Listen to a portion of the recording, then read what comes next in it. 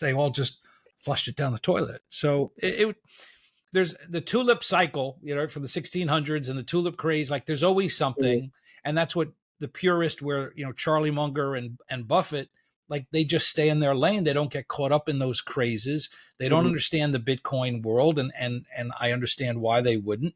And so they choose to stay away. Everybody can make somewhere else. There's always a place to make money. The following is a conversation with Bruce Weinstein. Bruce Weinstein is a former financial advisor and was in the top 1% of income earners in America. But unfortunately, in 2016, due to some bad luck, lost it all. However, he used this setback to start his comeback and started Weinstein Wealth Insurance Solutions to help people find the best insurance coverages for themselves and their families. Here's his story. Bruce, it is my absolute pleasure to be speaking with you, my man. One, legendary guy in the financial planning space. And two, you also happen to be a Florida resident. And I don't know which one of those I should be more impressed by. Well, Florida was a little bit easier to make happen. Awesome to hear. But, you've had a really interesting and diverse career and a lot of really fun stuff to get into. But just to start out, can you take me back to the beginning? Did you always know you wanted to be a financial advisor? And kind of when you found that out, how did you pursue that career path? So I went to school in Western Pennsylvania, IUP, Indiana University of Pennsylvania. So for you, you're from Philly, so you probably heard of the school. And I went out there for computer science back in the early 80s. And I got a minor in finance and always had an interest in the finance side of things. And got some early stock market type courses in the minor. But no, my first job was really in the computer area, and I hated it. I was miserable. I think I found I had too much personality to talk to a computer all day. Needed human beings. And I had a stockbroker. I had this guy at Payne Weber. And you got to remember, this is certainly well before cell phones, but even computers with a lot of the technology. So I was manually charting stock patterns, and I was picking stocks, and I would call this guy at Payne Weber, and he would constantly talk me out of my own picks and give me his garbage picks, charging me all these commissions, and his deals kept losing money and mine were making money, but I wasn't in them. And I'm like, this guy sucks. So I started to look into, well, what does a stockbroker do? And maybe that's something I want to do. And as fate would have it, there's a story of, how I got involved with Merrill Lynch and the process they do for hiring. But once I did the Merrill Lynch simulation, which is part of their interviewing process, I'm like, oh, this is for me. And I just kind of knew, like, people walked out of that thing. I mean, I could go into what it's all about, but it's a few hours you play stockbroker in an office in New York City, and people got up in like 5-10 minutes and left. And I'm like, this is awesome. So I just grabbed it as a fish to water at that point. Yeah, for sure. It's definitely a love it or hate it kind of vibe. And interesting to see that you were more of a love it kind of vibe. But just to clarify, would you say working at Merrill Lynch, you're doing more wealth management or working more in brokerage? Back then, it wasn't wealth management as much as brokerage, being a stockbroker. Eventually, the industry, I got hired in September of 86.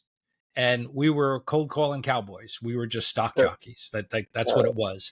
And one of the reasons I left Merrill was I had a manager who was challenging me on why I wasn't selling certain things. And he would say, well, how come you're not putting your, Daniel into this? And I said, well, I don't think that's appropriate for Daniel in his situation.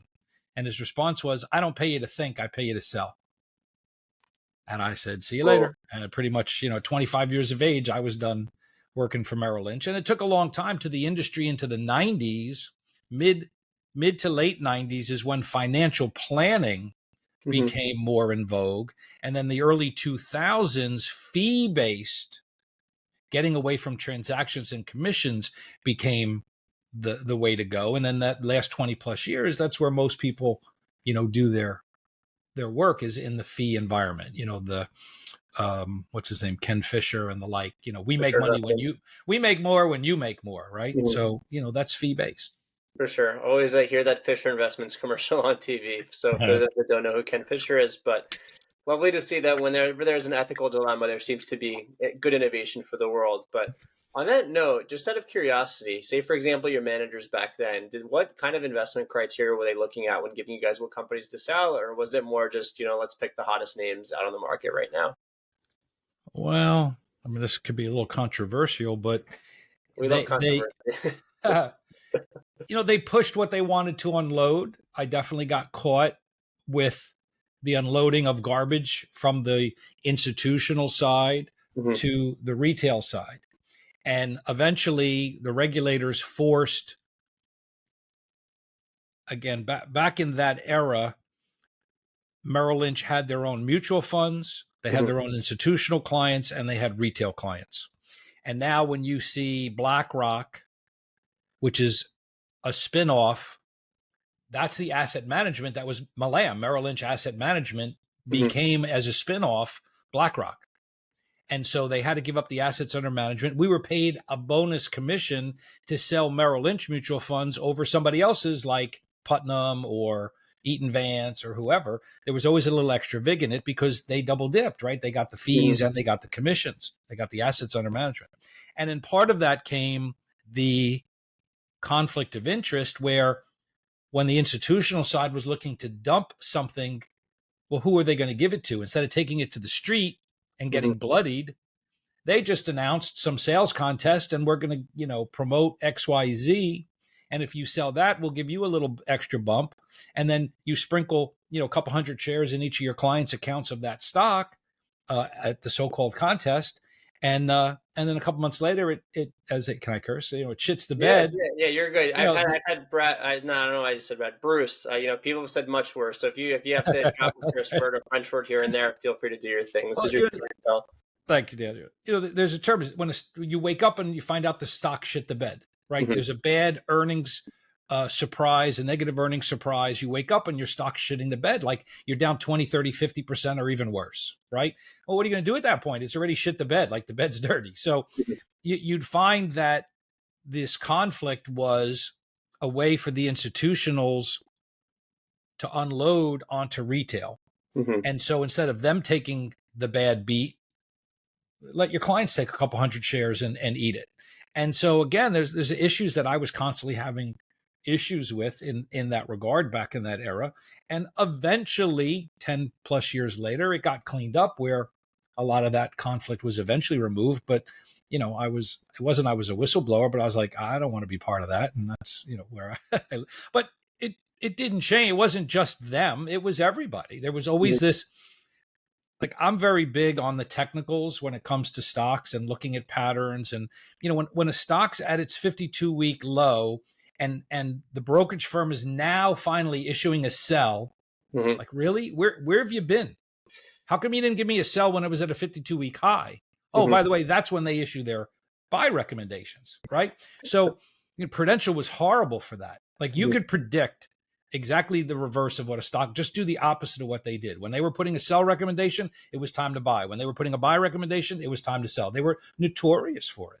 And it's like, okay, like, now I know what to go buy my clients. It's like they're recommending selling Pfizer now when it fell from 100 to 30. Now 30, they suddenly don't like it. You know, I've got episodes on my podcast of what Wall Street doesn't want you to know, and this is some of the stuff that I talk about. So yeah, it was just the way it was done, and I would say on some levels may still go on in certain aspects of things. I have my opinions on the whole Bitcoin craze and what happened a couple of years ago when you mhm. couldn't get access, and all of a sudden, when you finally got access, what happened?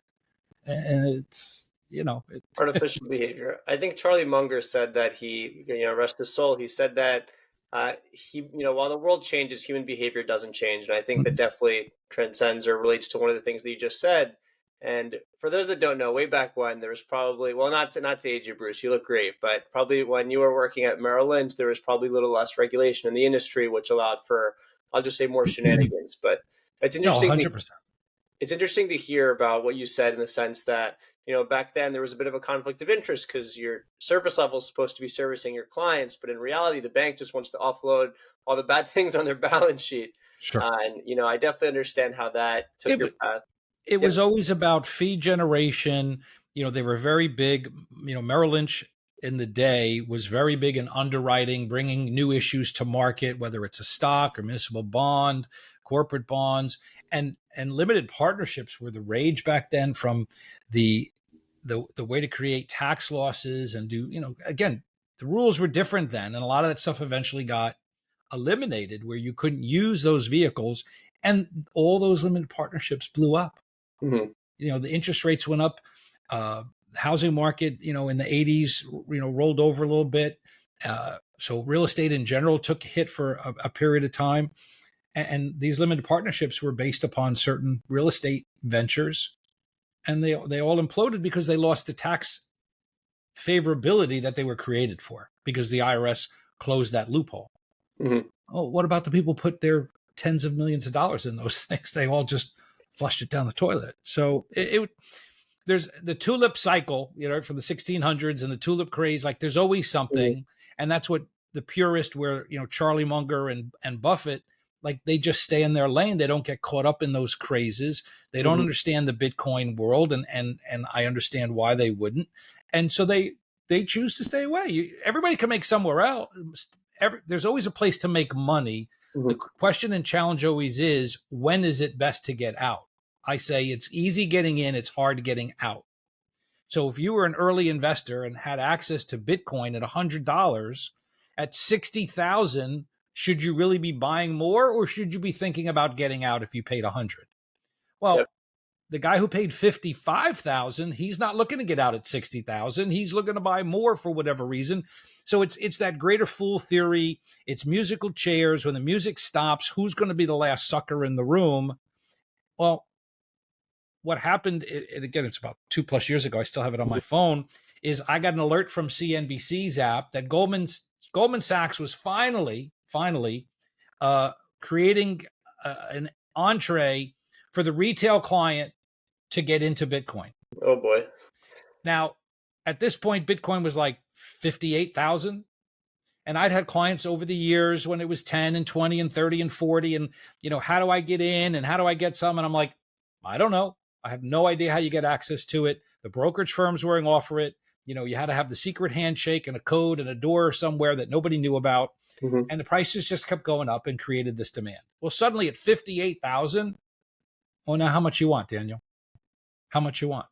Hmm. And so I took that screenshot. I posted on my Facebook. You can go look at it. It's time stamped. I said, I'm not the smartest guy in the room, but I'm calling the top on Bitcoin. Right here, right now, I'm calling the top. Because the fact that the retail investor is now being given access to something that was not given to them, all that means is the big boys are ready to dump it. And they need the sucker to sell it to, because they're not selling it to each other, because they don't. I'm not going to pay 58,000. We're all in it at 100 or $5, whatever it is. So we need the next sucker. And Hmm. so the sucker's the retail, who we haven't allowed in the game, and now they're coming in the game. And so when you want it, you probably shouldn't. When you can finally get it, you probably don't want it. Shouldn't want it anymore. And so I don't know where it is today. I think it's back in the 40s. But from that point forward, it probably hit around the low 60s. So I was probably within 5 or 8% of its high. And that's fine. You had the last blow off. Hmm. And then it went under 20,000. Pretty much straight precipitously down, with some bounces along the way. And you can maybe think there's technicals or whatever involved with it. But again, there's no earnings. It's a fabricated thing. So again, I'm not. Plenty of people made money, and plenty of people got their asses kicked. And so again, you have to be careful in that regard. And now it's making its way back, and people still say there's going to be some long-term permanent use to it. I'm not a student. I don't know enough about it, but I'm trying to understand blockchain and all this type of stuff. But if you're a speculative investor, there's always something out there for you. So getting in is easy. Getting out is hard, right? For sure. One could argue that the harder part of investing isn't really kind of the financial analysis, the valuation, the accounting, the fundamentals, but really you're controlling your emotions, which, we're Oh, all emotional beings. We all make mistakes, but sure. hopefully we can try to stay the course. And on the other note, I'm not a financial advisor like you, but if anyone's made 600x on pretty much any investment, it might be a good idea to think about pulling out because, you Well, know, take a profit. mhm. Anybody should have a systematic approach to what they're doing. And it's not a matter of, like, look, nobody's gone bad being an Apple. Mhm. But if you bought Apple 15, 20 years ago, before it really exploded with 35 stock split equivalents, Mm-hmm. how large of a position is that in your portfolio? And what else should you be doing? So if you look at the history of the Bill Gates out there and all the money he's got in Microsoft, over time he started to sell pieces and diversify and build up other components to his portfolio. Now, would he have made way more money if he had just stuck with Microsoft all those years? Maybe, maybe not, but the risk is too great to not diversify. So I tell people I'm pruning the tree. I'm not cutting the tree down. I didn't say get out of all of your apple, but sell a piece. You know, Mm-hmm. what's this thing called Google? What's this thing called Facebook? What's this thing called Tesla, Netflix? You know, maybe Pfizer on it. But that's what diversification is. And that's why most people use professionals to help. And most people, frankly, don't belong buying individual stocks. They should be with funds or fund managers of some kind to have proper diversification and protection. But, you know, it's hard to know with perfection. I tell this, I used to do retirement planning seminars for many years. And I tell a story, one of my father's first stock investments was, I think it was American Motor Corporation, AMC. It was GMC and Ford and AMC. They're long gone. And he's proud to tell you, he bought $2. He bought a share for $2 and eventually sold it for $4. He doubled his money. But what it doesn't tell you is it went to 100 Mm-hmm. and he never got out. And all the way back down to 4, eventually he sold it at 4. So on paper, he doubled his money.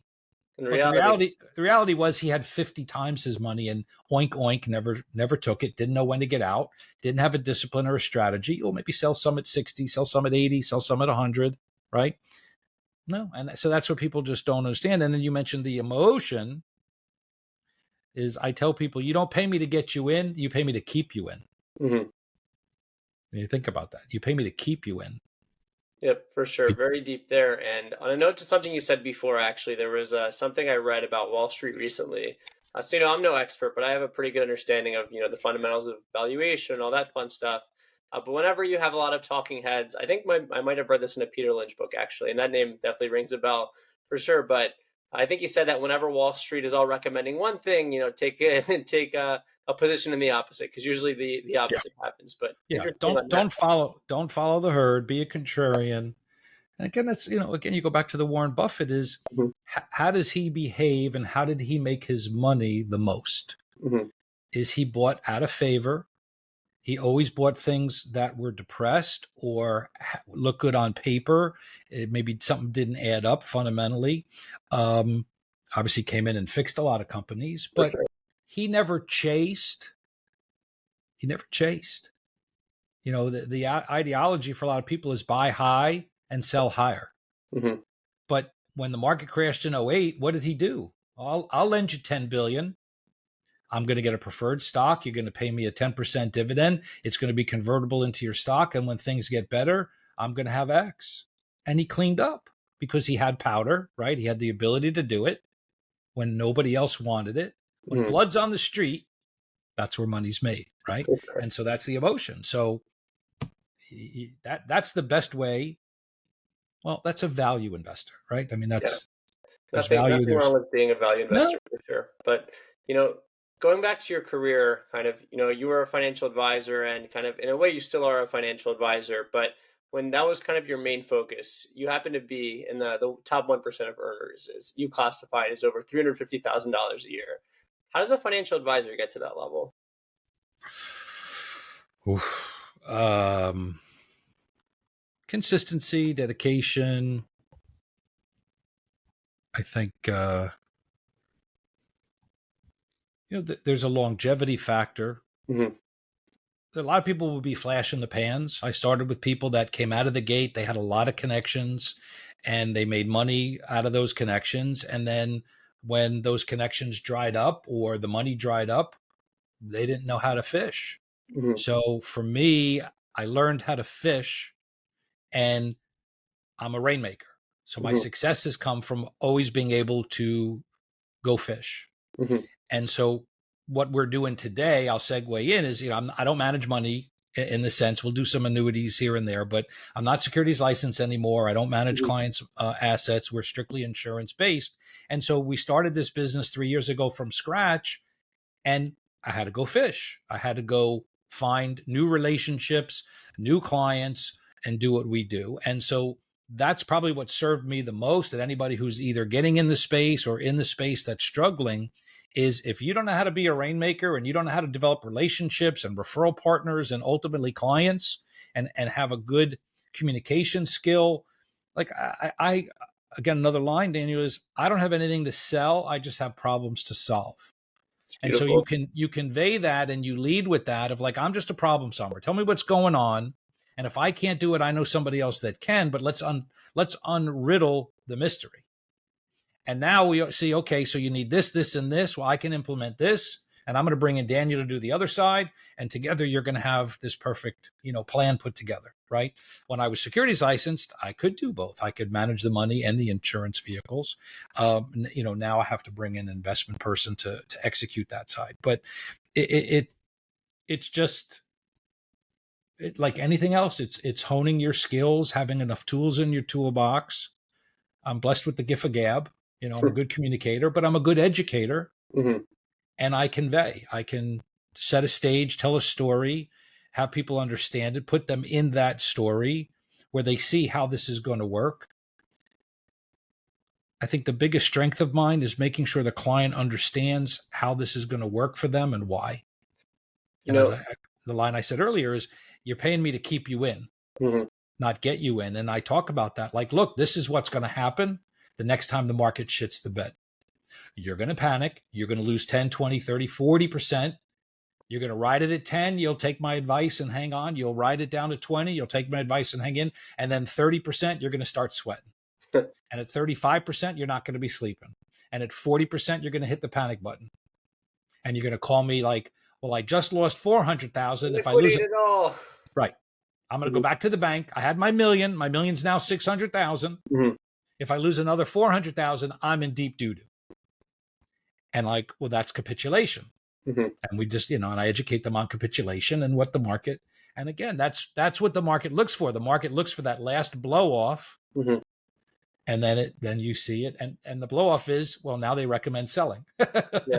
And we're seeing it now happen too. I mean, the Dow just hit a record. We're a little over 37,000 right now. It seems, human nature and the market seems to, the world changes, but that stands the test of time. But I love how you said leading with the solution. And it seems like way back when on Wall Street, they just led with the sale to offload what they had. But I think it's great. And also just probably feel like a bit of a better person, kind of frankly leading with the solution. But Sure. on another note regarding your story, you're actually on Bradley's podcast. So for those that don't know who he is, if there's anyone that doesn't know who he is, he's this big personality, really big into sales as well. You mentioned that in 2016 everything changed and there was a rough patch in your business. So can you explain a little bit about what happened there? Yeah, sure. And by the way, Brad was on my show not that long Just ago. thought, yep. So Awesome. I got a home and away with him. I was fortunate enough to get him on. Yeah. So, this goes back to Wall Street greed, and circumstances. And certainly I took my own misstep to allow it, to have it happen. I can't say I'm blameless, but We make mistakes in life. It happens. We yeah. live and we learn.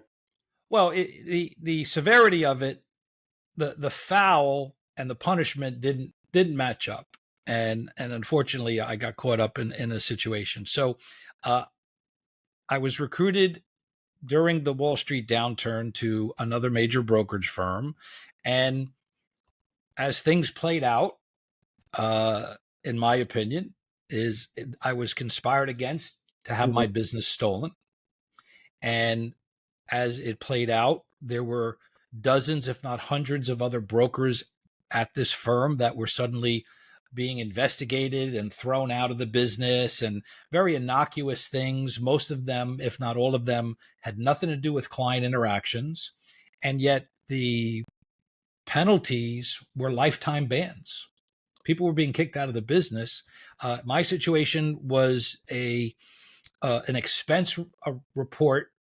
I filed an expense report that I was accused of being fraudulent, and we could debate the merits of that. We can debate the findings of that, because there were certainly plenty of receipts available to be utilized. I took the stance it was a bookkeeping situation, but it was also an expense account program that I funded with my own money. Hmm. So I'm being accused of stealing my own money, in essence, and in doing so, I was impacting the brokerage firm's financial statements, which was deemed to be now an SEC violation because I'm impacting what they called their books and records, Hmm. and that they were fraudulent, that I was making the brokerage firm file fraudulent SEC filings for my $2,000 expense report.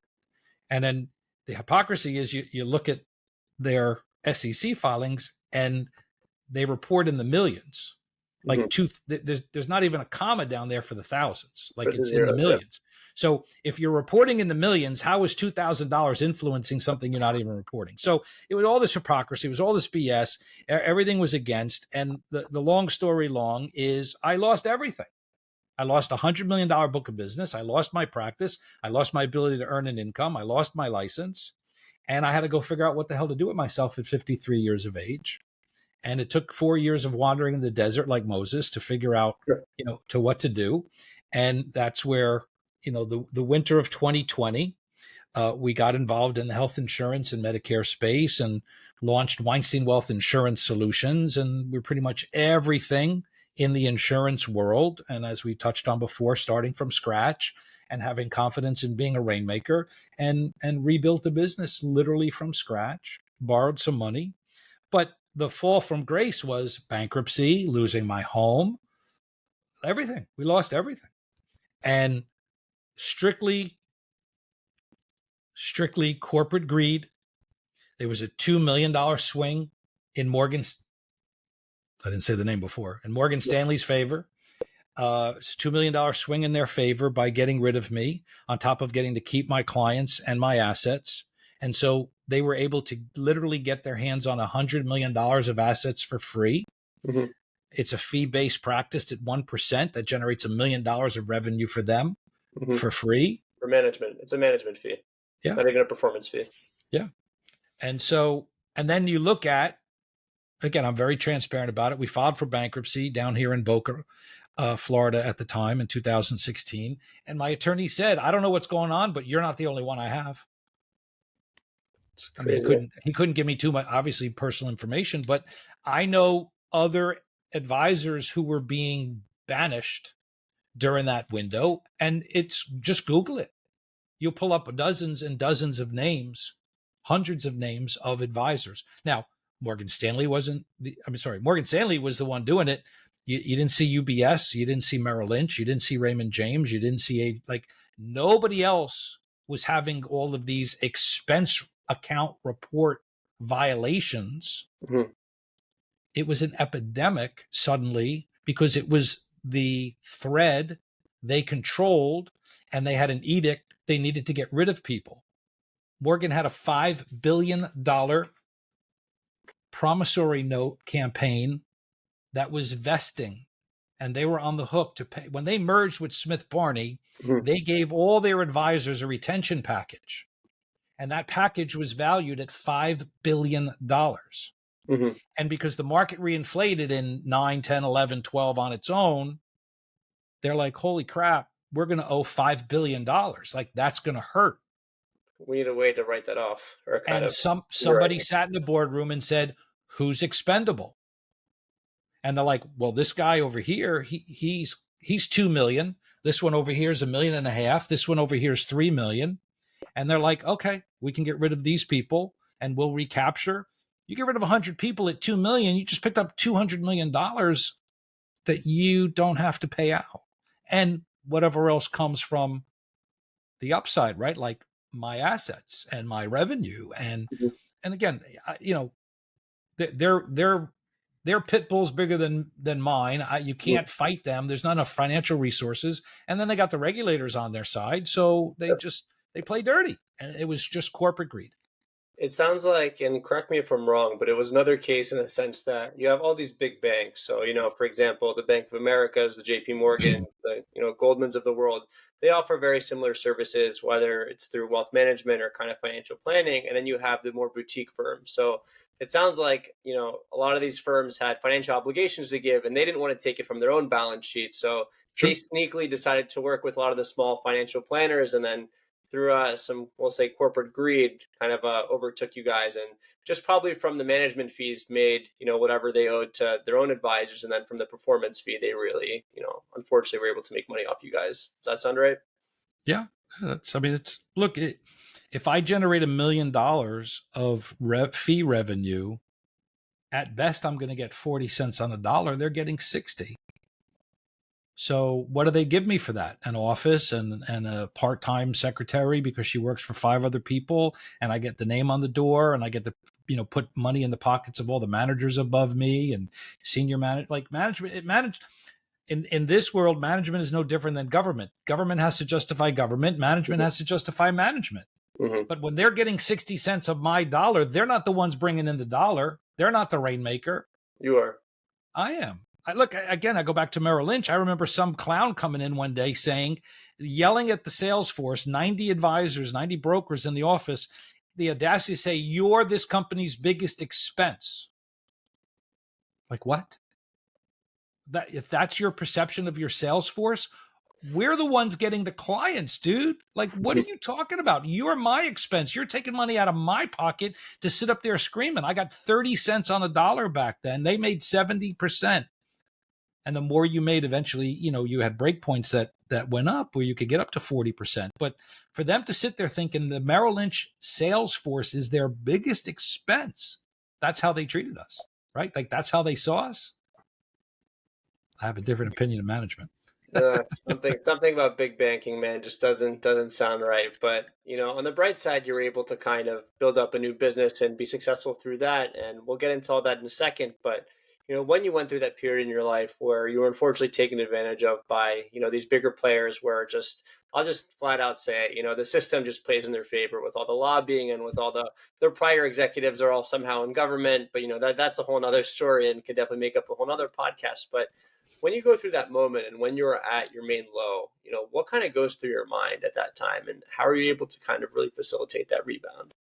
Well, that's a great question. And I think the one person's path, people always say, like, don't judge somebody till you've walked a mile in their shoes. For sure. Right.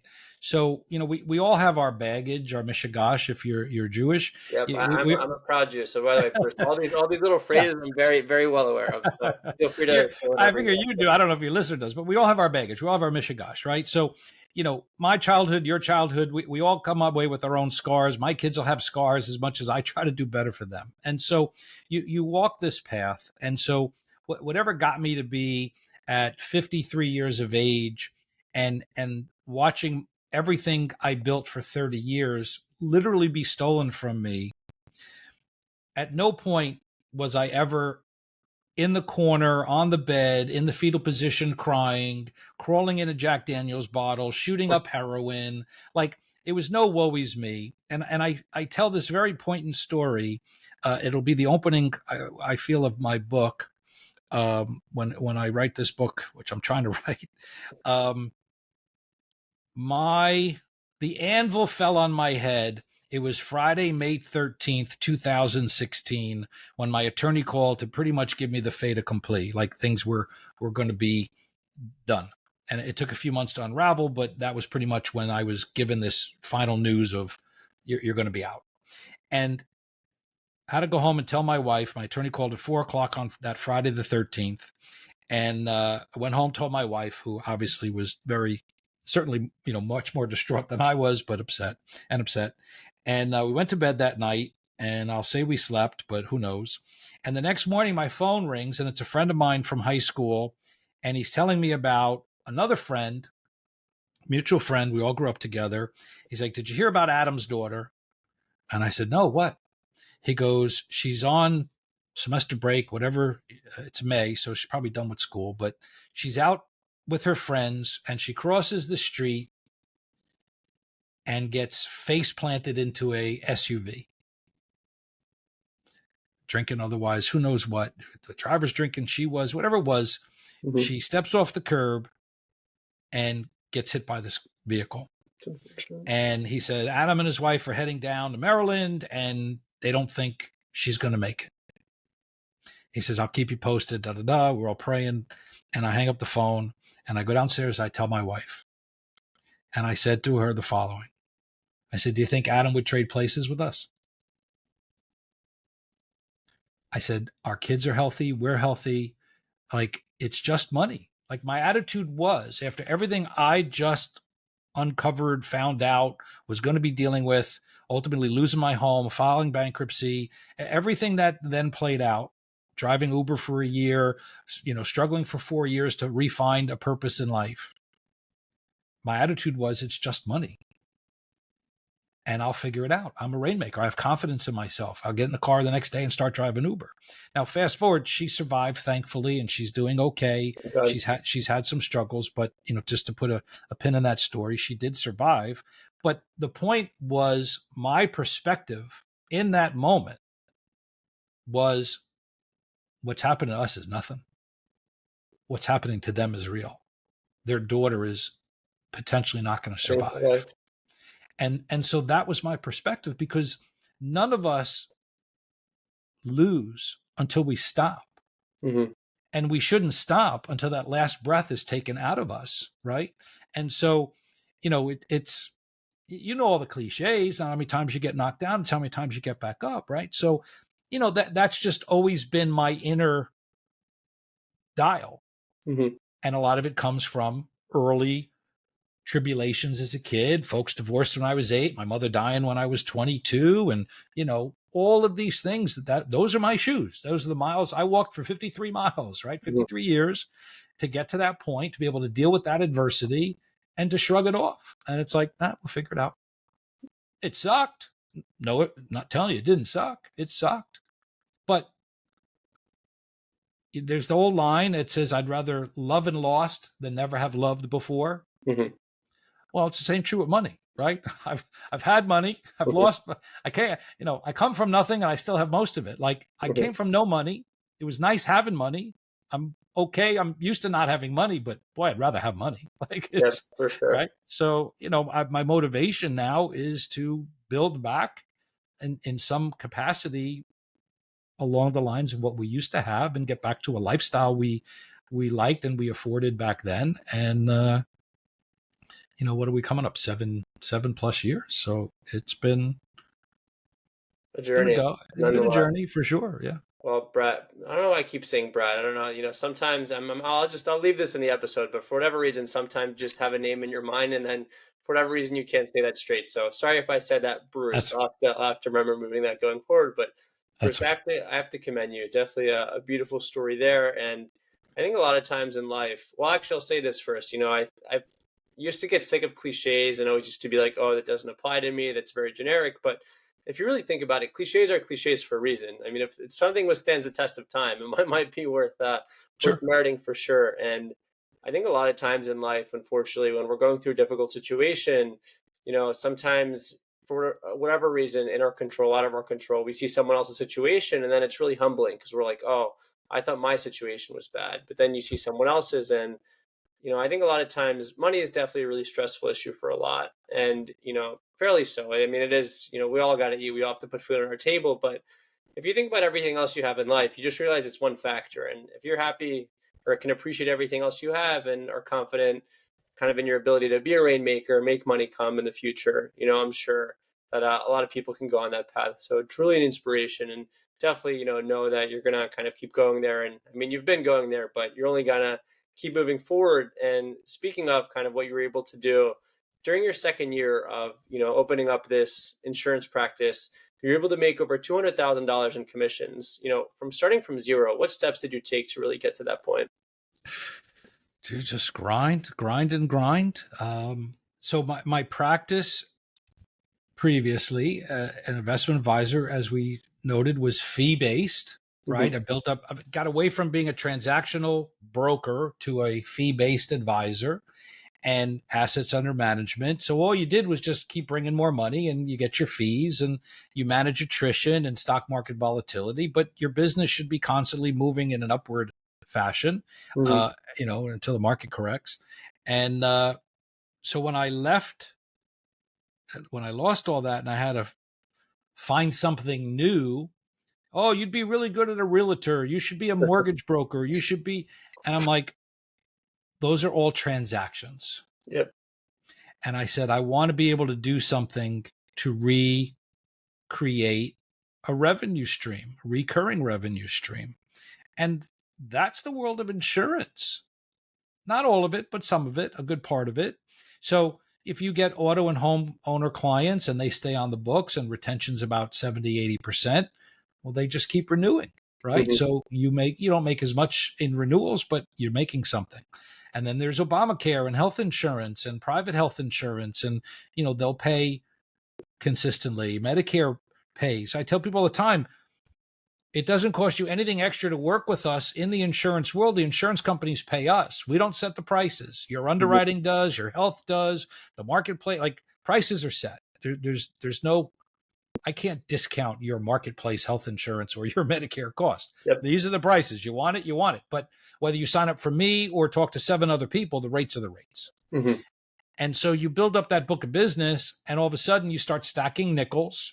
Obviously, it's much smaller transactions, but if they pay you $20 a month and you get 100 people and now you have 500 people, well, those nickels start to become dollars, right? So you just add, and then maybe there's a cross sale. And oh, by the way, and we do this. And eventually I started the podcast, come follow my show. And now they're learning about other things. And I didn't know you did that. And of course, what we can help you with that. So I'm duly licensed. I'm property and casualty as well as life and health.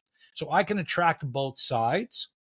And then I still keep my flag in the sense of that financial advisor, because yes, I can counsel them on certain things. And I'm very obviously transparent. I don't manage your money. I work with other partners, friends of mine, colleagues, whatever, or I'll work with yours. And you'll get my expertise of 38 years plus theirs. And we'll help you solve these issues. And they'll implement the management of your assets, and I'll handle anything that's insurance related. And so that's just been the grind. And it's, for me, it's interacting locally in the communities like the chambers and networking groups. Then, with COVID, we launched during COVID, everything was online. So I got into all these national based, other city based groups that you could plug in at 8:00 in the morning. And all of a sudden I'm in a group in Dallas, and I'm a group in Las Vegas, and I'm a group in Santa Clara, California. Like, you're meeting people, and it's like, hey, can you help with this? Yeah, we can help you. And so I hired people that helped my business based on what they did, and I was able to gravitate and get clients. And then a big piece for me is referral partners with agents that don't do what I do. Mm-hmm. So if you are a Medicare expert, and most people will only do one silo of the space, they might only do health insurance, they might only do life insurance, they might only do Medicare. The auto and home people certainly don't. You come over to the other side of that fence. And that's why I'm licensed. So I have all these referral partners around the country that do auto and home, and they refer me their health and Medicare. And if they get their license, we revenue share. And then I bring them auto and home in their markets, and they pay me because I'm licensed. Mm-hmm. And so now you get the abundance of those relationships that are always bringing opportunities.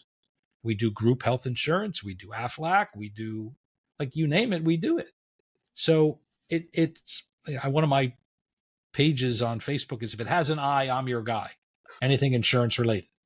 Got it. It just, what do you need? And again, remember I said earlier, I don't have anything to sell you. You're going to tell me what's going on, and I'm going to point out areas of vulnerability. And I'm like, Daniel, what do you want to do about it?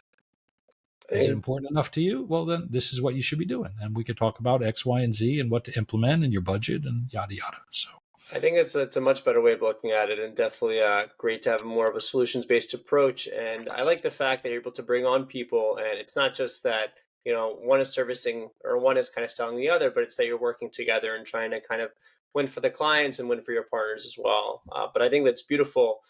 More specific to one of the things that you do in insurance, you have on your LinkedIn that you're trying to transform the one-size-fits-all insurance methodology. So one, what is that methodology? And two, kind of how are you able to really offer solutions for people that fit their specific situation? Well, again, it goes back to the people who just do what they do, maybe as a specialist. And as an example, this is maybe 15 years ago, a buddy of mine lost his job, never was in sales,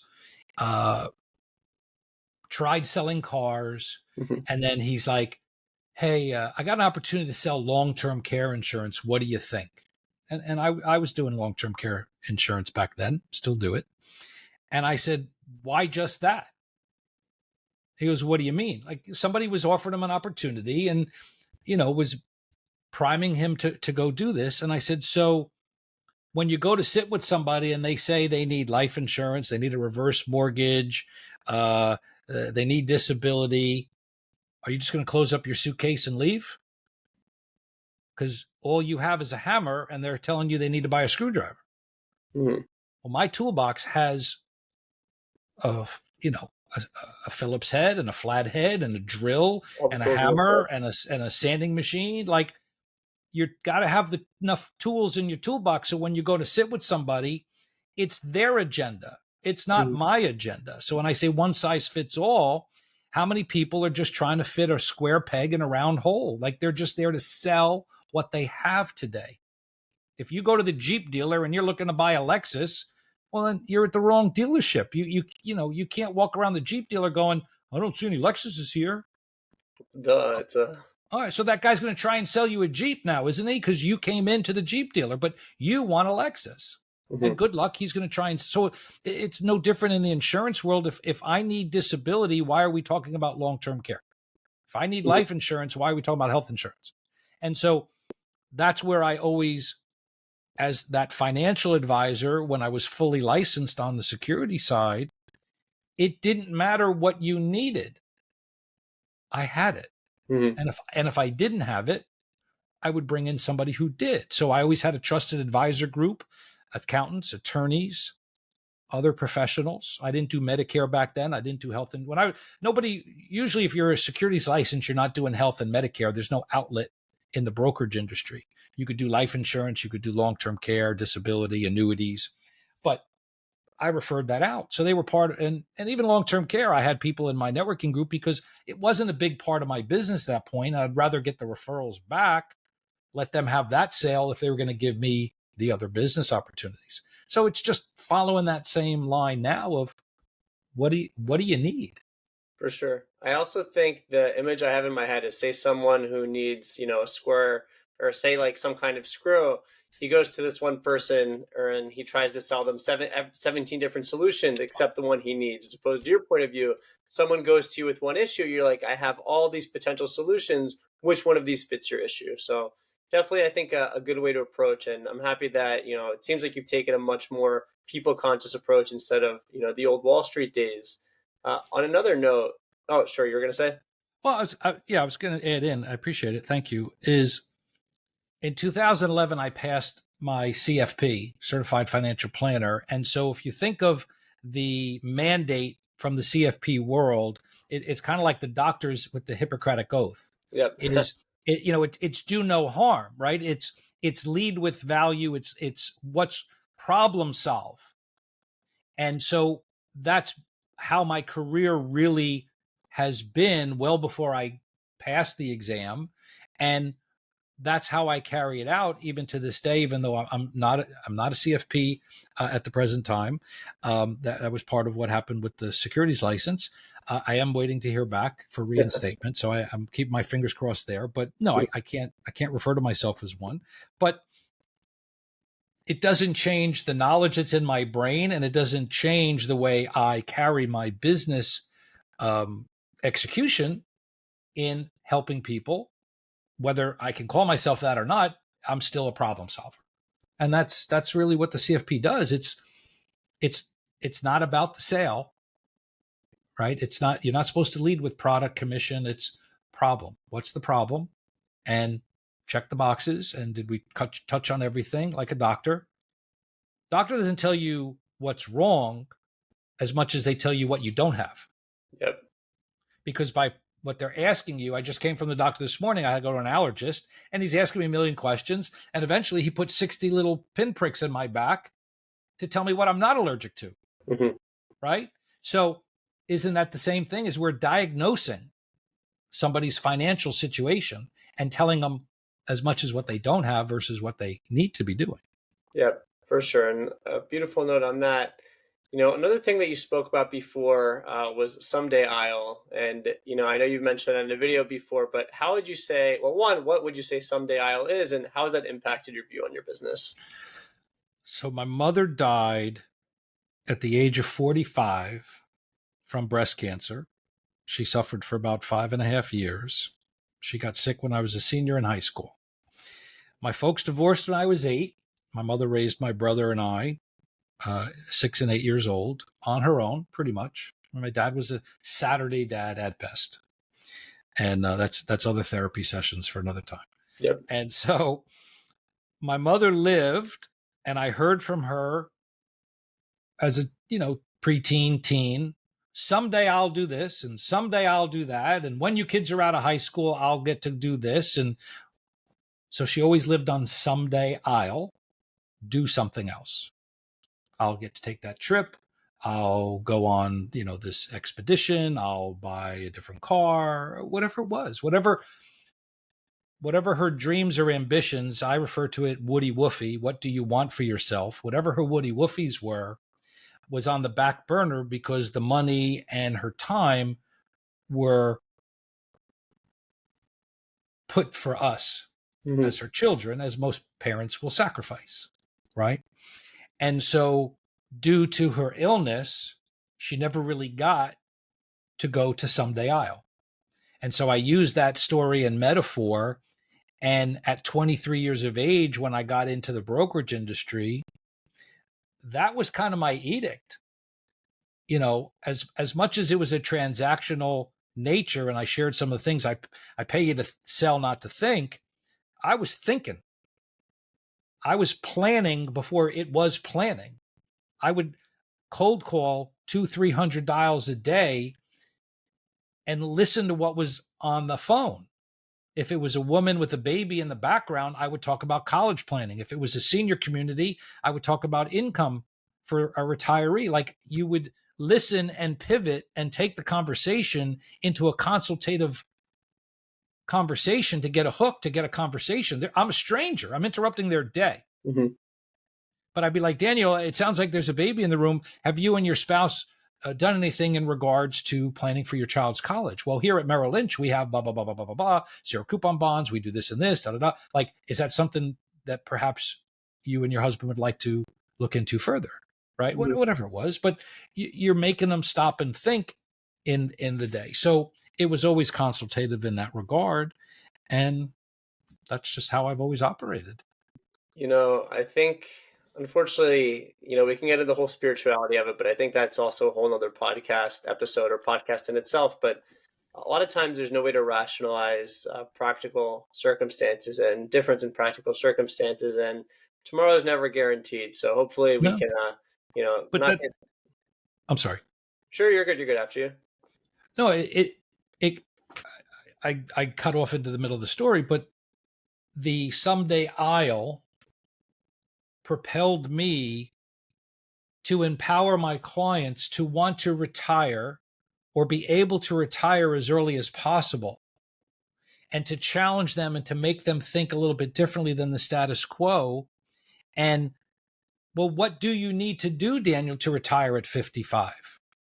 Is that something you really want? People are always like, well, I can't retire because I can't afford health insurance, or I got to wait till I'm 65 to get Social Security. Well, do you? No, you could take Social Security at 62, can't you? You could retire at 60 and wait to get Social Security. Like, one has nothing to do with the other if you know what you're doing and you have the resources prepared. But when 2/3 of the country retire based on Social Security, well, there is no other, like, that's not the A client in the financial planning space, right? Like, they don't have any other assets. They don't have anything else. They've failed themselves and didn't get the help. So why I have my podcast is to give financial literacy to those. Look, the Merrill Lynches out there want $1 million relationship to start. Mm-hmm. They've all moved into that realm throughout my career, that it used to be $250,000 and $500,000 and $1 million. And, even Goldman Sachs might be 10 million. Yep. Oh, I don't know about you. You got 10 million lying around. Did you wake up with 10 million in the bank? Like, are you a spoon, trust baby? Because I wasn't. Okay, I used to dumpster dive for nickels and quarters, like get cans and bottles before you put it at the curb. Like we used to take it to the Coca-Cola plant and get money Mm-hmm. and then go buy a pizza. Like you had to hustle. So how does the everyday person get professional help at that realm when they don't have a minimum to meet? Mm-hmm. I started out my career cold calling. IRAs were just becoming a thing in 1987. And my conversation was, hi, Daniel, it's Bruce Weinstein from Merrill Lynch. Let me ask you a quick question. Did you fund your IRA yet for 1987? It was a whopping $2,000. Mm-hmm. And I opened up IRA account after IRA account, and I got $2,000. It's awesome. Okay, well, you can't do that today if they have $1 million account minimum. So where's the guy who's got the $2,000 going to turn? Where are they Smart. going to get help, right? Yeah. So, Ken Fisher's got a minimum. People have minimums. And so part of my determination of Ask the Plan Man was to have episodes on all walks of, all topics of insurance and financial literacy, that you could go out and say, I need to know more about blank. Oh, episode 17 of Bruce's is going to talk about that. Let me go listen and watch that episode. And so I want to create a legacy. I want to take 38 years plus of doing this and putting all that in and helping people understand it, having conversations and get nuggets. And they could do it themselves. There's no products. I'm not selling anything. I'm not recommending anything. I'm just giving education. Mm-hmm. I'm not violating any kind of securities acts. I'm not giving advice. I'm not selling advice. I'm not telling you what to do. I'm not telling you to go buy Bitcoin. I'm not telling you not to buy Bitcoin. Mm-hmm. I'm telling you how Bitcoin might work, right? Or have somebody on to talk about blockchain, but I'm not endorsing it. I'm not. But yeah, so that's the flaw in the system between the haves and the have-nots and the 1%, right? That I was blessed to be earning in that capacity. Never certainly felt like I was part of that one. It's the 1/10 of 1% that's the true wealth. It's not the 1%. And then back to the someday I'll is just empowering people to look. Why is it called Plan Man? And what's my opening is everybody needs a plan. Not doing something's a plan. It's a plan to fail. It's a plan, right? So if you want to succeed and you want to do things, well, what's the plan? And so that's where the naming of the show and the premise of the show is you could have anything you want as long as you plan properly, give yourself the time, understand the risks of what you're embarking on. But if you're a younger person than I, so what are your goals? What are your dreams? What's your woody woofy? No, work it backwards. What's the formula? Work it backwards. I need to save this amount of money at this rate of return for this amount of time. Can I make that happen? Well, I don't have that kind of money to save. Okay, problem number one. How do you get that money? That means I need more time. Mm-hmm. That means I need a better rate of return. So what those things are, that's what you can control. Work through. And I talk on the show about budget and the importance of budgeting. Because it's your budget today, but it's your budget in retirement. So when you say I want to retire at 50 or 55, well, what are you retiring to? You want the same lifestyle? You want the same net income? You want $100,000 a year after tax to spend, inflation adjusted at 5% for the next 40 years? How'd you calculate that? How much money do you need? How do you work that backwards? Right? So again, I'm just spitballing with you, but you get the point. Like there's software aplenty. Mm-hmm. The software is only as good as if you know what to do with it. Yep. Right. And the person that's maybe helping coach you through it and interpreting it. And then the big old question is, now what? Like, what do I do with my money? Right. I got my money in, I built up my $1 million. Well, how am I supposed to use it on the back end? And because most of us, if they're in a corporate world, they're not surrounded by money. They don't understand money. They're not huge risk takers. Their wealth was accumulated in their retirement plans and their 401ks. And now it's in their control. And it's like, what am I supposed to do with this? Mm-hmm. I got $2 million in my Johnson & Johnson 401k because Johnson & Johnson did really well. And I didn't know any better. And I only bought their stock. And now I'm 62 and retiring. It's like, I don't know about diversification. I don't know what I'm supposed to do with this money, but I got $2 million. How much can I spend? What's the tax implications? How do I leave it to my kids? Like there's a million. That's not in a textbook somewhere. It's a Hmm. conversation, right? I'm a custom tailor. Hmm. You have to figure it out.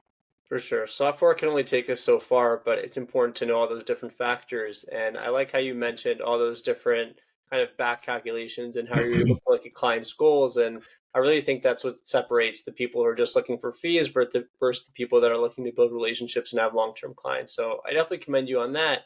On a slightly different note, you mentioned on LinkedIn, there's a really funny post you had about some mandatory topics that you thought could be taught in schools, but for whatever reason aren't taught in schools. So what do you think that schools should teach these days that unfortunately they don't teach? Oh, there was I made a Canva, right? It was a post of like, That was you're a not, Canva, yeah. yeah, they're not teaching you. Well, I mean, I just think about when I was in school in the 70s and early 80s. I took a typing class. Hmm. I had to learn how to type, which It's I'm really awesome. good on a computer. But back then, I didn't take home economics. I didn't learn how to cook. I know how to order out and get Yeah. delivery. But again, financial literacy type of things. What goes into auto insurance? What goes into homeowners insurance?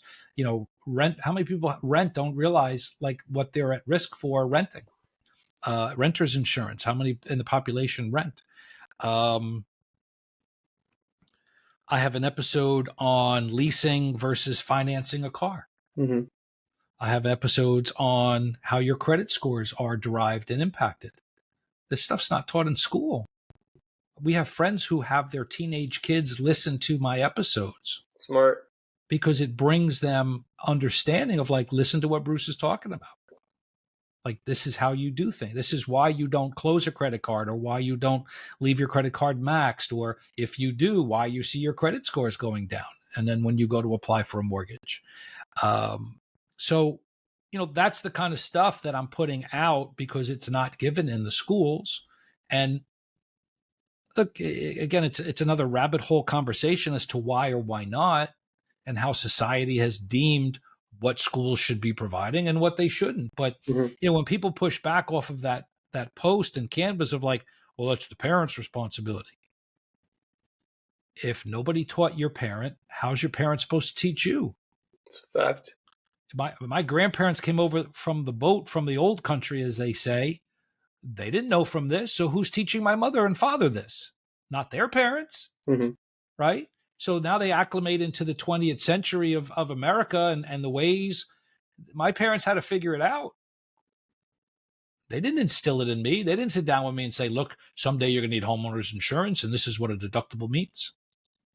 Information's not out there. Now, I happen to be astute enough because I'm in the space. Hmm. But I talk to my friends who are not in the space. They're 60 years of age. They're like, what's this deductible thing? Really? Like, what's a co-insurance? What's this like the fundamental thing? This is why we got back into the space and added health insurance. I'm appalled by the total lack of education in the realm of health and Medicare.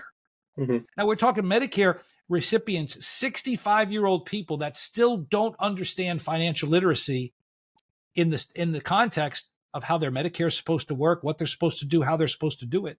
And then they get bombarded with a foot high stack of papers, confusing the hell out of them. And then it's like, how am I supposed to navigate this? And God forbid they try and ask people at Medicare or at the IRS or at Social Security, because you call Social Security Administration and ask the same question to three people and get three totally different answers. How does that happen?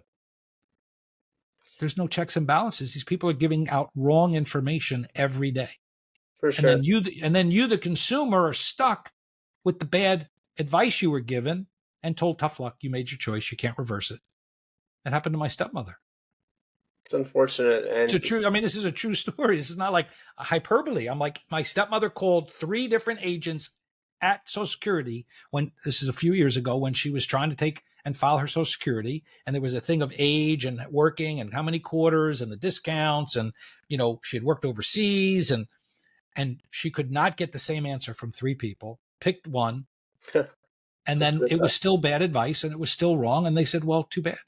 But there was no accountability of like, but your people told me this. Too bad. That's the issue with a lot of these, especially government organizations. There's so many layers of bureaucracy there that the difference between the correct news and just some random news is unfortunately too easy to hear these days. So it's great that you're able to put a show together. And by the way, I love the name, The Plan Man. So simple. All the best at shows of simple names, but Thank you. really beautiful there. And definitely recommend anyone take a listen just to get some practical financial tips. So we'll make sure to leave the link in the description there. On a quick follow-up note to that, and feel free to say yours, but during your experience and during your kind of career journey, what have been some of your favorite books or podcasts that you've gotten a chance to read or listen to? Wow. I go way back to cassettes on tape. Is there a podcast called Cassettes on Tape? Or We should start one. We should pull them all out of my. I still have them in the garage. Mhm. Wow. I've been a student. I've shared with you about tools in the toolbox and just skill sets. There was a gentleman by the name of Earl Nightingale Conant, and I had books on tape, a subscription to that. I get introduced to the likes of Zig Ziglar and his multitude of books or books on tape, sales oriented, motivational. Brian Tracy. Boy, there's a lot of power people back then. Stephen Covey, 7 Habits of Highly Effective People. Read a great book, The Millionaire Next Door. Mhm. Was a great book in understanding the psychological differences between people with money, without, how people with money treated money, how the millionaire next door was, treating money way differently, which is part of my episode on the car, buying used cars versus leasing cars, Mhm. and the trap and the pitfalls of leasing, and, versus, that guy with $2 million in his J&J account. That particular client was the groundskeeper for J&J. He was a client of mine. Mhm. Interesting. Never made more than 50 grand a year. He was not an educated person, a lovely person, no disrespect to the person. But after whatever many 40 years, he had stock options in J&J. He had stock in J&J. He had a pension from J&J. He didn't know what to do with it all. Mhm. He was a millionaire next door. He drove, his little Chevy minivans, and they lived modestly in a nice little neighborhood in central New Jersey. They weren't living high in the hog. They weren't driving $80,000 Mercedes. Mhm. But the doctor down the street that was making 300 grand a year was trying to live a lifestyle, didn't have $2 million in the bank, didn't have a pension. Mhm. So the millionaire next door really put some clarity in all of that, of how to deal with people, and certainly not to preconceive people. So, those are the early years of stuff. And then, these days I do Audible, and there's just a multitude of stuff out there on a regular basis. I listen to Brad Lee's podcast with some consistency, Grant Cardone, David Meltzer, Alex Hormozi has a show I started listening to. I forget the guy's name of, What's he do? I have my phone down there. It's the guy who wrote the book, like The Subtle Art of Not Giving a Fuck. Oh, that does sound really familiar. It's I know the book. I don't remember the He's title. got a couple books. He's got a podcast. I follow Coach Burt. I've been part of the Coach Burt world for over 3 years now, which is how I met Brad Lee and Grant Cardone and David Meltzer and some of the others. So, the again, here's things, and your lessons is, your you could say it either way. Your network is your net worth. Your net worth is your network. But again, these are some of the cliches we touched on earlier. The word cliche is if you're the smartest one in the room, you're in the wrong room. Mhm. Right? You got to get in better rooms. You got to elevate your game. You got to be surrounded by better, stronger people. So I've paid to go to events. I've paid more to be the VIP section of the events and the private dinner in the events, to get to meet and greet and to meet these people. So when I'm on Brad's show and we talk about a little bit, when I'm on his show, how I got to that point to be invited onto his show, the serendipity of it all and the connecting of the dots and where it all Sure. started, and playing into all of that and leaning into it Mhm. and making it happen. And that's the serendipity of it. And then joining his mastermind, coming on his show, and eventually saying, hey, would you come on my show? And he's like, yeah. Why? Because I paid to be in his groups. I paid to be part of his community. And so he's going to give back to people in his community. So why wouldn't he come on my show if I'm part of his community? Mm-hmm. Right. So he came on the show. And people are like, dude, how did you get him on the show? Well, it took 3 years of the serendipity of the relationship building and paying to be in the right rooms to get some FaceTime, to where at one point, this is like 2 years ago, we're at an event with Tim Grover, who I kind of know. Mm-hmm. And it's the post event, and Cardone was the keynote, and Coach Burt spoke, and Renee Rodriguez spoke, and Brad spoke, and Grover spoke, and then there was a post event, and people are mingling, and I'm sitting down, and Brad sits down across from me, and we'd seen each other for the 48 hours we've been together. We were on the plane together, and he looks over at me. I didn't know who he was, and everybody was up his ass. Oh, Bradley, hey, this and that and everything else. I barely gave him 2 seconds because I didn't know who he was. I wasn't enamored, right? So he sits down and he's looking at me and he goes, so what do you do? Because I didn't give a shit about him. Like, I didn't know who he was. So I wasn't licking his ass. So he's kind of like curious, like, who's this dude? Like, he don't really care about me. Like, he's not. And I'm like, oh, da, da, da, da, da. And so that became, and then we saw each other a year later, and I pointed out, reminded him, and da, da, da. And it just kept paying it forward. And so now I have the podcast. I wear the shirts everywhere. I love Right? the Like, shirt, by the way. It's a beautiful design. huh? You want? Tell me what size you're. I'll get you one. God, I'm a medium. We'll take care of that off air, but I appreciate it. So he sees this at a year later, and he goes, "What's that?" And I said, "Well, that's my podcast." He's like, "I'll tell you what." And they were doing another boot camp, him and Coach Burt up in Nashville. And he goes, "You come to that boot camp, and I'll have you on my podcast, and we'll promote your podcast." And he walks around with the camera crew all the time. And I look at his camera, and I'm like, "You got that on film? Don't erase that. You heard him say that." And I signed up for the boot camp, and I was nervous going up to him, and I'm at the boot camp, and I'm like, "So here I am, and da da da." And you made this statement. He goes, "Yeah, just text me Monday." I'm like, "Text you?" He goes, "You don't have my cell number?" No. He goes, "Here." Gives me a cell number. I'm like, "I got Bradley's cell." Like, now I'm like, "Oh my God." And so I wrote him, and he said, "Talk to Maria." Gave me Maria's information. Wrote Maria. Boom, boom, boom. A couple months later, I'm on the show.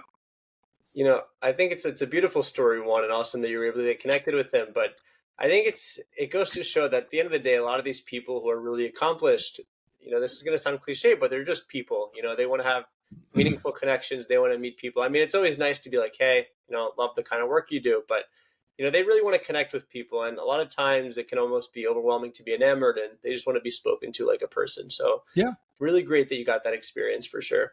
He embraces and encourages it, but he knows people are intimidated to do it. But he loves when people stop him.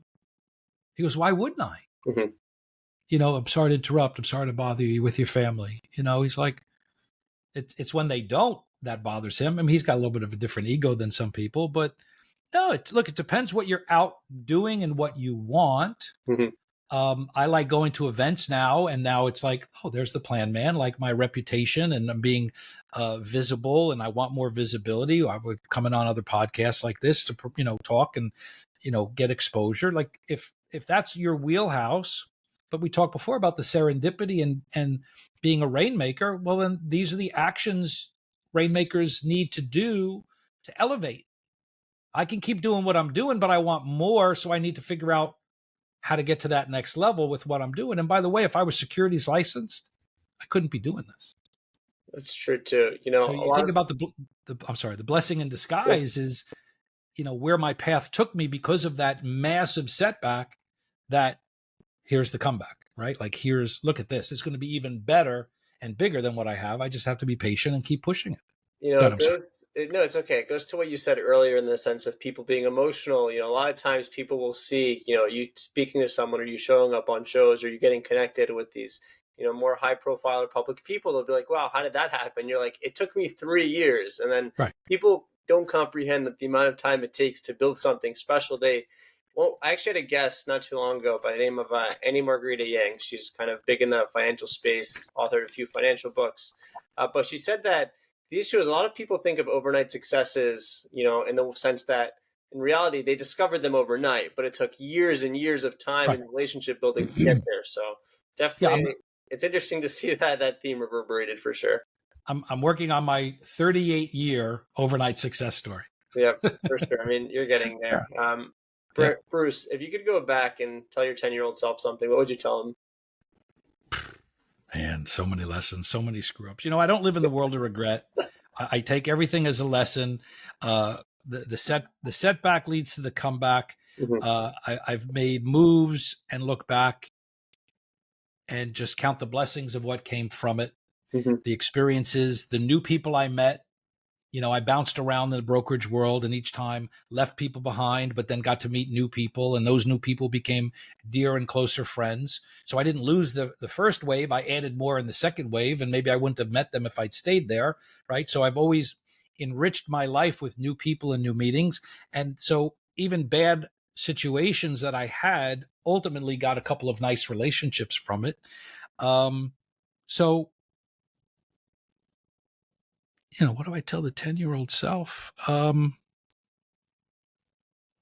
Again, more cliches to just keep swinging. I mean, Hmm. it's all like, just keep swinging, dust yourself off, just keep going. It gets better. It doesn't always, look, I got a lot of lines. Life, Lines are good. life, Hmm. life. No one gets out alive. Like life is tough. Like no one gets out alive. Like it all ends. And so you just got to keep swinging and dusting yourself off and getting back up. And if it doesn't kill you, it makes you stronger. I mean, these are all these cliches, but I'm living proof of it. And so, I tell the 10-year-old, it gets better. It doesn't necessarily get easier. And I'll give you one more, Daniel. I don't know how much more time you want Sure, to go, take your but time. I have a few other fun questions, but don't worry about it. Won't keep oh, you too long. um, so through, I'll set it up and then I'll give the back end of the story. But early on, and a lot of people, your listeners out there, people should be, if they haven't done, given an exercise. What do you want your obituary to say? I think even Charlie Munger said that when I was reading some of his stuff.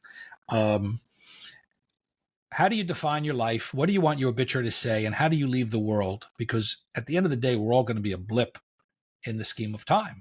Like, we're all 2 generations from being forgotten. If Hmm. you think about the power of that statement, right? Like, I knew my grandparents, my kids don't know my grandparents, and I don't know my great grandparents, right? So we're all 2 generations away from being forgotten. And so I had the exercise many years ago of what you want your obituary to say. And I can't necessarily say what I wrote back then, but if everything I've conveyed to you today and how I run my business and how I try and help people and my servitude of mankind is to leave it a better place and to give what I've learned and possessed and put it out there, which is why I invest the money in the Plan Man and put this material out there from a legacy standpoint.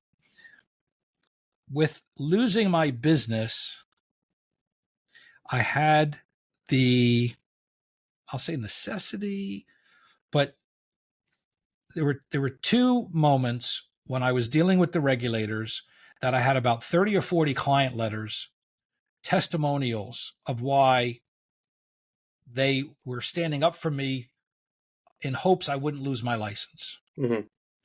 And then another wave, similar, some of those clients, but more, let's say, colleagues, friends, whatever, as character testimonials to get reinstated for my CFP.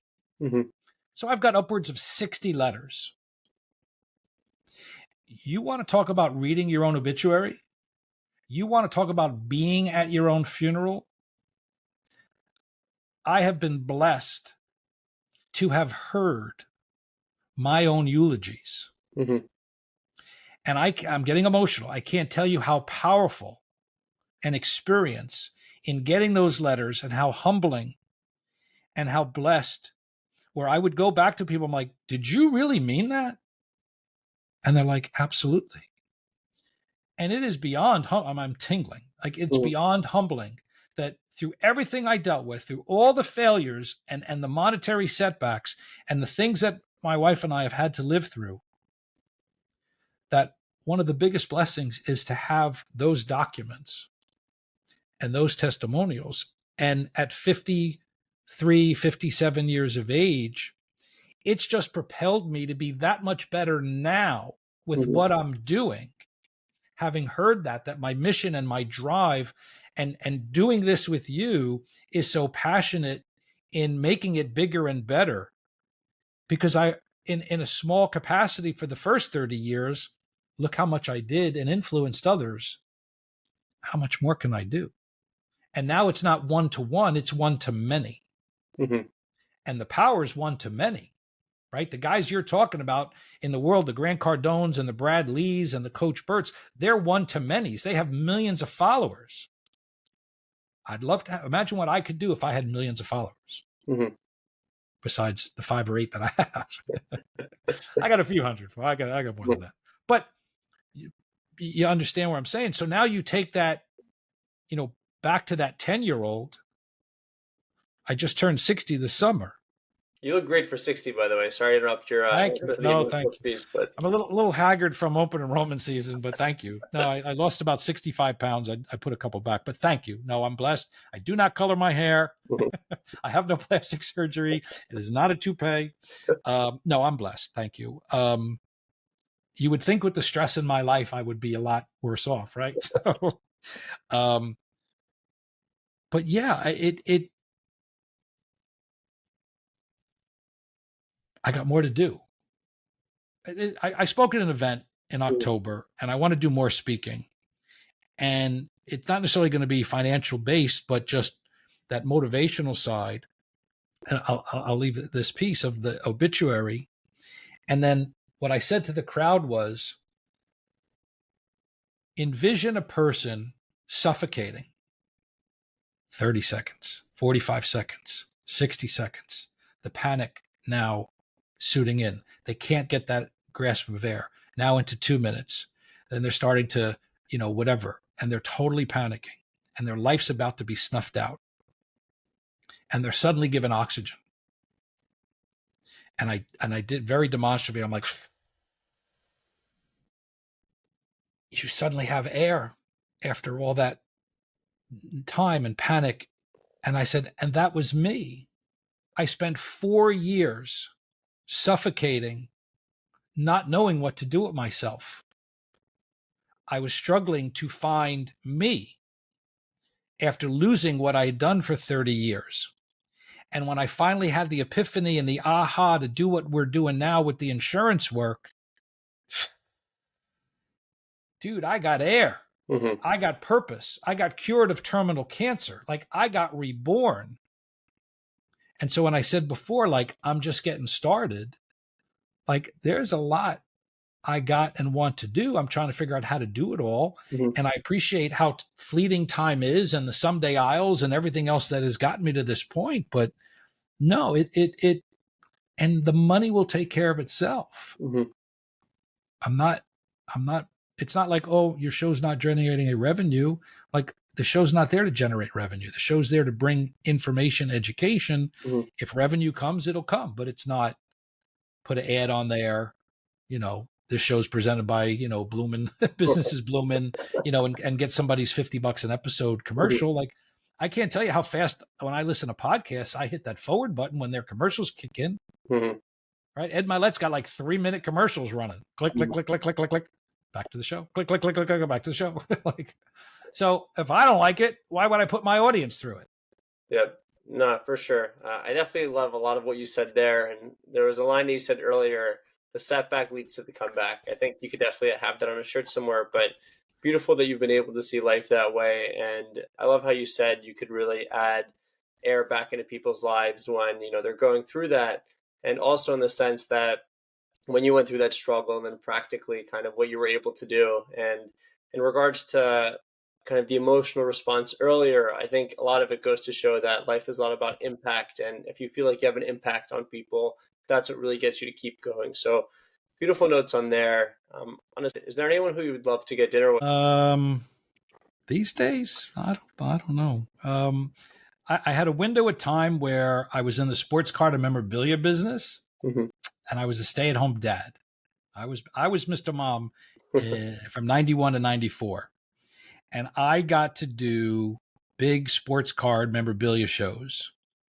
And I had Tom Seaver, who was my childhood idol, baseball player. I had Lawrence Taylor. I had Phil Simms, and a few others. So I got to like kind of, and I've always like in the sports world, they were more my heroes and idols back then. That I got to meet. So I kind of spent a lot of time in those 3 years being at other memorabilia shows, and I have hundreds of autographs and stuff like that. So I've kind of did my own dinners, I guess, in that regard. At 60 years of age, wow. Look, it couldn't hurt to ever speak with Warren Buffett, Yeah. right? Um, Elon maybe, Elon Musk. There's a lot of brilliant people out there, and if you could like bring people back from the dead, is it somebody alive or somebody dead? But um, I don't know. I don't know. That's how I, you have to make sure to ask good questions whenever people have to really think about it. So I think I'm doing my job as my job as a host here. So happy I was able to kind of make you think a little there. But I tell um, you, I'd love to see my grandfather again. that's a beautiful dream I'd love dinner to. guest and Yeah, in another that'd lifetime. be one. That was he was a special person. If somebody you could bring back, anybody dead or alive, I'd love to sit down with my grandpa Sam I love that one more time. answer, my man. So And yeah. Bruce, on some parting notes here. By the way, I think I finally adjusted in my head to make sure Who's to. Bruce? Who's Yeah, Bruce? exactly. When I'm getting to the last two questions, finally have it right. But Bruce, out of everything you've done, you've accomplished a lot. What would you say brings you the most happiness in life? I love helping people. I truly give way more than I should Hmm. from most people's practical standpoint. Um, Especially if it's a referral. Hmm. Um, I have I was never in the service, the military forces, and thank everybody who have done that over the years. A lot of my fraternity brothers served. Um, but I have a leave no man behind. And I think in the realm of what I do in the financial space, I will talk and help anybody to get them on a path, regardless of whether or not there's something in it for me. I've never looked at it like, well, they can't afford me, or they got to pay me to talk to them. So I'm a giver. I'm just a giver, and so I think in that regard, it's that's my path, and There's a it fulfills me. Like I enjoy. Look, I love kibitzing. I love talking to people. I'll talk to anybody, anywhere. If I'm in the right mood, I've got, my stand-up comedian is in there. I am a character. I love to make people laugh and carry on. Um, but at the end of the day, I'm always smiling. I like to get a smile back from somebody, brighten somebody's day. My mother raised me right. I hold the door open for people. I open the door and close the door for my wife getting in and out of the car. Like my mother raised a gentleman. I'm a gentleman, and I'm happy to say, it's my pleasure. Hold that door open, get a smile, joke, put my hand out for a tip, whatever like makes somebody just chuckle, and because we're all walking around with a little black cloud over our heads at any given time. And so if I can smile and brighten them up, they smile. Hey, this guy smiled at me. Um, so, that's the 60-year-old Bruce. I don't know if the 25-year-old Bruce behaved that way, but mhm. the 60-year-old Bruce behaves that way. So, There's a concept in Judaism actually called maser. So I think it's more related to money, but I think the way I interpret it is it's kind of whatever you give, you get 10x back. So yeah. obviously we have to make ends meet, do that stuff, but we should always remember to try to help someone out because a lot of times we don't realize how big our blessings are until we see some of the issues other people go through. So definitely beautiful note on there. And Bruce, on a parting note, you've talked about this and alluded to this earlier, but at the end of your life, on your obituary, what do you want to be remembered for? I like the what do you want on your tombstone? I was like, I told you I was sick. That's what I would say. I told you I was sick. That's an old one. That's an old joke. That's a dad joke, I think.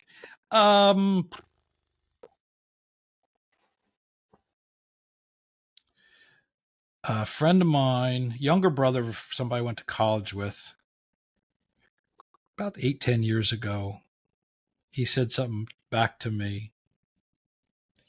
He said, Bruce Weinstein, everybody's friend. That's how he saw me.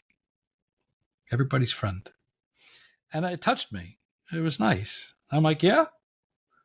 He goes, dude, you're friends with everybody. Mm-hmm. And that stuck with me. So I'm a Leo, Daniel. I'm a leader. I'm definitely not a follower. I'm an outside the box thinker. I am not a conventional. I will zig when everybody zags. I'm a contrarian. I just will not. I know. I'll be up in a minute. I just carved my own path. Mm-hmm. And I know so many people are just inside the box thinkers that they'll never step out. They don't challenge the status quo. They're sheep, and sheep are led to slaughter. And I'm a leader. And Mm-hmm. so, my clientele have been my flock. Mm-hmm. And I've been the shepherd and I'm the caretaker. And I take that and am empowered with that these people need and rely on me, and I can't let them down. Mm-hmm. And that's my servitude. So, in that sense, that's my walk. Mm-hmm. And I hope that I continue the next time, that final time, that those 60 letters that I got in my 50s are even better and stronger and more voluminous in size, that other people, could say, look, even at 67, 82 years of age, this guy was still helping us. Like, I think to the day I die, I'm always going to help put my hand out and lift them off the ground or help them cross the street and I don't know where it comes from, but it just is. It's just how I am. It's probably because I wasn't given a lot of that as a kid. Mm-hmm. And so it made me want to do it for others because it wasn't done for me. I'm sure that's in there from a young child psychological standpoint. But yeah, I told you I was sick.